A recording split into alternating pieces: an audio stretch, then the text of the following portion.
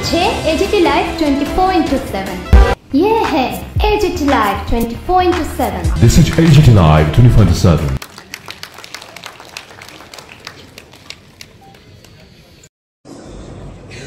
দেখতে দেখতে 25 বছর হয়ে গেল association of physicians of India যে ত্রিপুরা স্টেট ব্রাঞ্চ যেভাবে ওনারা নিজেরা কাজ করছেন। আমি জাহানটা দেখছিলাম, সেখানে আমি দেখলাম ওনারা নিজেরা জমি কিনে সিদ্ধিয়াসনের এখানে ওরা একটা বিল্ডিংও বানাচ্ছে। আমি ওনাদেরকে ধন্যবাদ দেব যে নিজেরাই সেটা করেছেন। আমাদের কাছে প্রায়শই আছে অন্যান্য যেসব অ্যাসোসিয়েশন আমাদের জমি দিন, আমাদের এই দিন সেই দিন, কিন্তু ওনারা নিজেরাই সেটা করেছেন।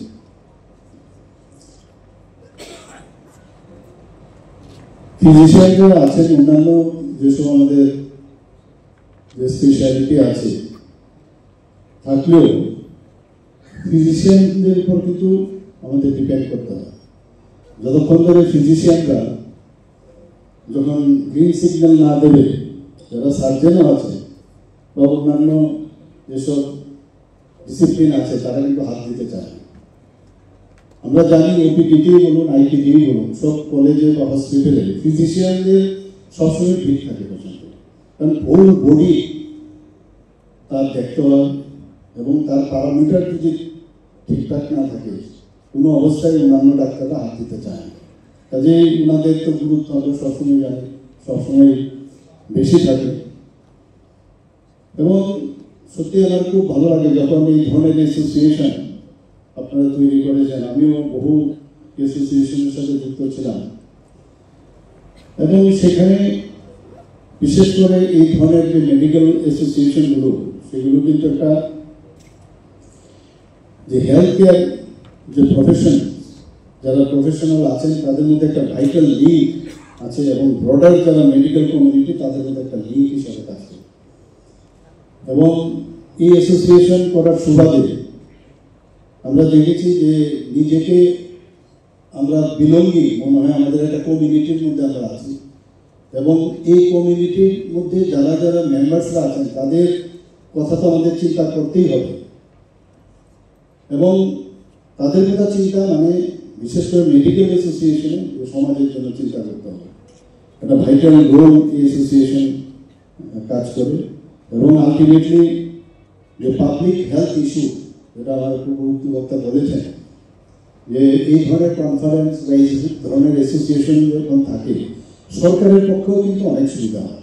কোনো সাজেশন থাকলে আমি তো প্রায়ই সমস্ত ফ্যাকাল্টিদের আমি ডাকি বা অ্যাসোসিয়েশনের দ্বারা ডাইরেক্টলি অর ইনডাইরেক্টলি সবাই কোনো অ্যাসোসিয়েশনের সাথে থাকে। আগে তো এইরকম একটা অবস্থা ছিল যে আমাদের যে কথাটা মনে হচ্ছে আমাদের তৎকালীন সময় সরকার বুঝতে পারছে না, কারণ বোঝানোর জন্য যে জায়গাটা থাকা তাদের মধ্যে সেই জ্ঞান আর ছিল কিনা আমার জানা নেই। কিন্তু এখন কিন্তু একটা সুবিধা হয়ে গেছে, ওকে বললে কিছুটা না কিছু বোঝার আমরা চেষ্টা করি। এতে করে অনেকটা তারা কিন্তু রিল্যাক্স ফিল করে। যে কোনো আমাদের মেডিকেল ফ্যাকাল্টি এখন সেটা মেডিকেলি হোক, ডেন্টালি হোক, হোমিওপ্যাথিক, আয়ুর্বেদিক যাই হোক, তারা কিন্তু অনেকটা ইজি ফিল করে যে বোঝার একটা জায়গা এখন চলে এসছে। এর জন্য অনেক কাজ মানে ডিএডিকশন সেন্টার যাতে করা যায় তার জন্য ডোনার মিনিস্ট্রি থেকে আমরা বিশ্রামগঞ্জে সেটারও ভূমি পূজন হয়েছে, কাজও চলছে। প্রায় 120 কোটি টাকা আমরা পেয়েছি। এখানে আমাদের যারা অনেক সময় ডাক্তারদের যে সমস্যা হয় যে তাদের আগে তো দেখতাম যে চাকরি নেই করে রাস্তাঘাটে নামতে হতো, ডাক্তারদেরও নামতে হয়েছে। সেই জায়গায় আমরা টিপিএসসি এর মধ্যে মেডিকেল অফিসার স্পেশালিস্ট যারা তাদের 45 মেডিকেল অফিসার আমরা রিকমেন্ড সেখান থেকে হয়েছে এবং তাদেরকে চাকরি ওরা জয়েনও করেছে। জেনারেল ডিউটি মেডিকেল অফিসার জিওএমও সেখানেও প্রায় 214 জন টিপিএসসির মাধ্যমে নিযুক্তি দেওয়া হয়েছে। শুধু তাই না, আমাদের সরকারের এই ফিলিংসগুলো আপনাদের সবাই বুঝতে হবে যে অনেকে আছে দূর দূরান্ত থেকে আগরতলা মেডিকেল কলেজে বা অন্যান্য সব জায়গায় আসেন এখানে যাতে তারা কম পয়সায় থাকতেও পারেন রাত্রে এবং খাওয়া দাওয়ারও সুবিধা হয়। তার জন্য নাইট শেল্টার আমাদের বাজেটে আমরা ভারত মাতা ক্যান্টিন করে আমরা এটা এবার বাজেটে আমরা রেখেছি। আমাদের ত্রিপুরাতে এখন বিএসসি নার্সিং কলেজ আছে 50 সিটে, ফার্মেসি কলেজ আছে, এএনএম, জিএনএম, গভর্নমেন্টের তো আছে, প্রাইভেট যারা আছে ইনভেস্টর তারাও আসছে এখানে। এবং এখানে এখন যে অবস্থা ত্রিপুরার যেভাবে চলছে, মানে মেডিকেলের বাইরে আউট অফ দ্য বক্স আমি একটু বলতে চাই যে ত্রিপুরার যে পার ক্যাপিটা ইনকাম, অর্থাৎ ছোট রাজ্য হওয়া সত্ত্বেও নর্থ ইস্টার্ন জোনের মধ্যে আমরা কিন্তু এখন সেকেন্ড বেস্ট, আমরা সেকেন্ড হাইয়েস্ট আমাদের পার ক্যাপিটা ইনকাম। শুধু তাই না, আমাদের এখানে যদি জিএসডিপির কথা বলি সেখানেও কিন্তু মানে আসামের পর আমরা সেকেন্ড হাইয়েস্ট আমরা জিএসডিপি। আমাদের নীতি আয়োগ আমাদেরকে অলরেডি ডিক্লেয়ার করেছে যে বেস্ট ফ্রন্ট রানার স্টেট হিসাবে কিন্তু ডিক্লেয়ার করেছে।